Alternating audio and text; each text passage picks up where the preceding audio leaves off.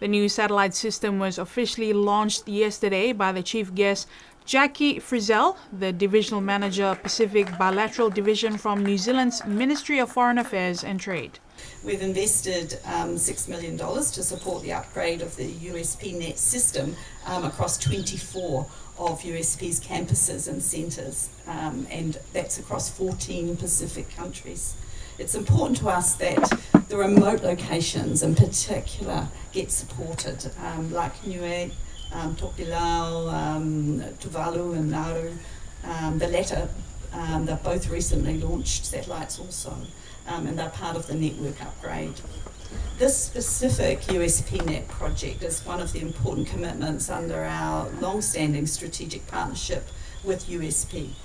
Access to what the USPNet can deliver will ensure Niue can deliver the next generation of academic and educational services for its staff and student base. Niue's Minister for Social Services and Chair of the Niue Campus Advisory Committee, Billy Talangi, acknowledged the New Zealand government's support to USP.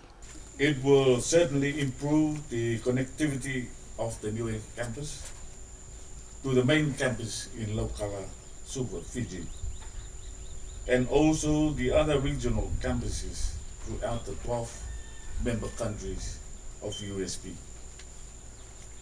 With this new satellite system, it will give us an opportunity for the students in Niue that choose to study here.